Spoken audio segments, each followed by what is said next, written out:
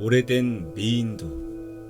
오늘의 이야기는 일본 번역 괴담으로 오래된 그림 한 점 때문에 생긴 기묘한 이야기입니다.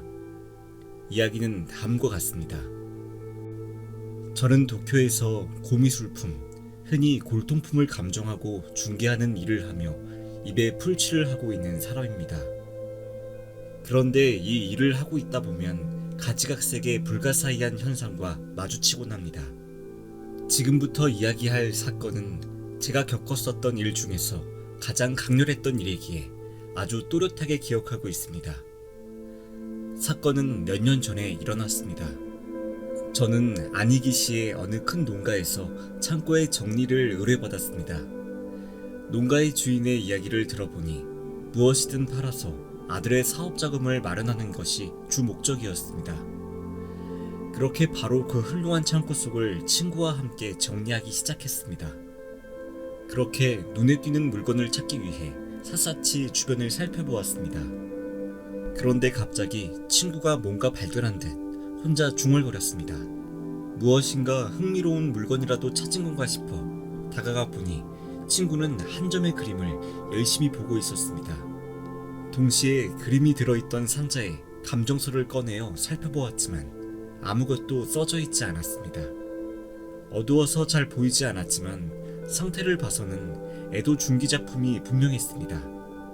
어쨌든 밝은 곳으로 가서 낙관이랑 서명을 조사해보기로 했습니다. 그렇게 밖으로 나와 다시 한 번 그림을 보았습니다. 역시 눈에 확 띄는 미인도였습니다. 화풍은 확실히 카노 우파였고 선은 두껍고 색은 선명했습니다. 그렇지만 그림 어디에도 서명 같은 것은 보이지 않았습니다. 어쨌든 그렇게 우리는 의견을 합쳐 주인에게 설명을 한 다음 돈을 지불했고 다른 두어 개의 잡동사니와 함께 그 그림을 가지고 돌아왔습니다. 그 후에 그 그림이 초래할 불행은 생각조차 못하고 말이죠. 우리는 돌아오는 길에 차 안에서 그림에 관해서 이것저것 이야기를 나눴습니다. 카노 우파는 에도 화단에서도 보수파로 알려져 있습니다. 작품의 대상은 대부분 풍경이나 동물, 정물입니다. 그렇지만 에도 문화는 사무라이에서 상인들에게로 문화가 옮겨감에 따라서 그림의 대상이 배우나 미인, 귀신 등으로 변해갔습니다. 그리고 그것이 바로 우키요의 문화가 된 것입니다. 그러나 카노 우파는 그런 변화를 순응하지 않았습니다. 그렇지만 카노 우파의 화풍을 따르는 화가 중에서도 극단적인 전통을 싫어한 나머지 이름을 숨기며 자유롭게 그림을 그리고 판매를 했던 젊은 화가들도 많았다고 합니다. 만약 그렇다면 이 그림에 작가의 이름이 없는 것도 충분히 이해할 수 있었습니다. 그렇게 떠들면서 가고 있는데 문득 창밖으로 시선을 돌리니 평소와는 전혀 다른 광경이 눈에 들어왔습니다. 우리들은 어째서인지 후키가와 부근을 달리고 있었던 것입니다. 너무 놀라서 친구에게 물었습니다. 너 외원에서 고속도로로 빠진 거 맞아? 분명히 빠졌는데 왜 이런 곳에 있는 거지? 친구도 고개를 갸웃거릴 뿐이었습니다. 외원에서 고속도로를 나온 것은 기억하고 있었습니다. 단지 5분 정도 사이에 우리는 후카가와에 와 있던 것이었습니다. 우리는 여우에 홀린 것 같다고 생각하며 일단 가게가 있는 미나모토구로 향했습니다. 그렇게 가게에 돌아온 우리는 다시 그 미인도를 살펴보았습니다. 그림은 여자가 한쪽 무릎을 세운 채 단정하지 못하게 앉아있는 모습이 그려져 있었습니다. 여자는 일단 하급 유녀인 것처럼 보였습니다. 흐트러진 머리에 비녀가 한 개, 빗이 한 개가 있었고 풀린 머리는 윤기가 났습니다. 마루된 옷에 세밀한 세로줄 무늬에 나팔꽃이 그려져 있었습니다. 옷을 걸쳐 입고 허리띠를 수수하게 감고 있는 모습이었습니다. 옷자락이 흐트러져서 새하얀 허벅지가 살짝 드러나 보이는 살짝 에로틱한 느낌이었습니다. 여자는 옆으로 얼굴을 가리고 있어 입가는 전혀 보이지 않았습니다. 순간 우리는 말을 잃었습니다. 흐트러진 머리를 묘사한 그 세밀함과 나전으로 만든 빛의 치밀함, 기모노의 선명함까지, 이런 그림을 그릴 수 있는 화가는 도대체 누구일까 정말 궁금했습니다. 그렇지만 무엇인가 살짝 기분 나쁜 아주 꺼려지는 감각이 느껴졌습니다. 마치 한밤중에 아무 이유 없이 불현듯 불안해지는 것 같은 그런 느낌이었습니다. 이유는 여자의 눈이었습니다. 우리들에게 곁눈질을 하고 있는 찢어진 것 같이 길고 세밀한 눈 속 눈동자는 마치 바늘로 찍은 것 같이 작았습니다. 친구 역시 같은 것을 느끼고 있었던 것인지 순식간에 그림을 말아서 원래 있던 상자에 집어넣었습니다. 그리고 말하는 것이었습니다. 뭐라고 해야 할까? 약간 기분 나쁜 그림이지? 조금 그렇네. 시간도 늦었고 오늘은 이쯤 하고 갈까? 그리 늦은 시간은 아니었지만 친구는 빠르게 자동차에 올라타고 집으로 돌아갔습니다. 그리고 저는 가게의 불을 끄고 집이 있는 2층으로 올라갔죠. 그리고 이상한 일은 그날 밤부터 시작됐습니다. 그날 밤 저는 돌아가신 할머니의 꿈을 꾸었습니다. 할머니는 제가 태어나기도 전에 돌아가셨기에 얼굴조차 본 적이 없었지만 영정사진에서 보았던 그 모습 그대로였습니다. 할머니는 슬픈 듯한 얼굴로 제게 말을 걸려고 하셨습니다. 그리고 그 순간 저는 요란스러운 전화벨 소리에 잠에서 깨어났습니다. 전화는 친구의 아내였습니다. 이런 늦은 시간에 무슨 일이신가요? 그게 우리 그이가 교통사고가 나서 지금 의식불명의 중태예요. 흐느껴 우는 그녀를 달래가며 사정을 들으니 친구가 자동차로 전봇대에 돌진해서 두개골이 골절됐다는 것입니다. 그리고 현재 중환자실에서 사경을 해내고 있다고 했습니다.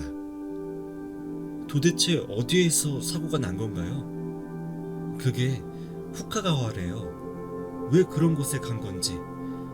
부인과 이야기를 마치고 바로 병원으로 가겠다고 이야기했습니다. 하지만 지금은 면회가 불가하다는 소리와 함께 차도가 보이면 연락을 다시 주겠다고 했습니다. 무거운 기분으로 전화기를 내려놓고 깜짝 놀라서 저를 바라보고 있는 아내에게 사정을 설명했습니다. 그날은 밤을 새며 걱정했지만 다행히도 친구의 상황이 악화됐다는 전화는 오지 않았습니다. 다음 날은 정말 몹시 바쁜 하루였습니다. 우선 친구가 입원한 병원에 가서 부인에게 위문금을 건넸습니다. 일단 그녀의 말에 따르면 겨우 한 고비를 넘겼지만 아직 안심할 수는 없다고 했습니다. 그 후에 친구의 일까지 떠맡아 처리하고 한밤중이 돼서야 겨우 집에 돌아올 수 있었습니다. 그리고 저는 악몽에 시달리다가 잠에서 깼는데 옆자리에 아내가 없었습니다. 어디 갔나 싶어 두리번대고 있었는데 아래층 가게에서 여자의 우는 소리가 들려왔습니다. 그건 아내가 우는 소리였습니다. 저는 초조해하면서 계단을 내려갔습니다. 어두운 가게 속에서 말없이 울면서 목이 맨 아내가 보였습니다. 그리고 제 몸은 소름 돋았습니다. 아내가 손님 맞이용으로 만든 가게 안의 토코노마, 즉 족자로 인테리어한 일본식 장식장 앞에 엎드려서 울고 있었습니다. 그리고 그 토코노마에 걸려있던 것은 바로 그 미인도였습니다. 아내가 상자에서 꺼내 걸어둔 것 같았습니다. 저는 멍하니 걸어가 아내의 곁에 가서 어깨를 살짝 감싸 안았습니다. 무슨 일이야?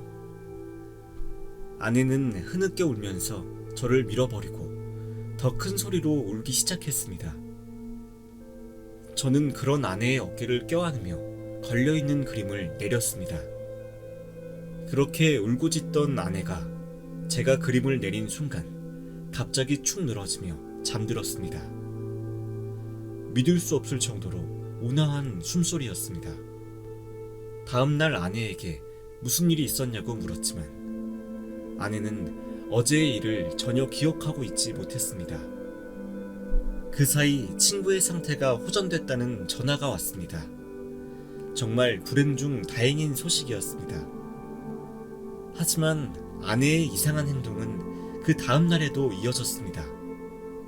또 밤에 그 그림을 꺼내놓고 우는 것이었습니다.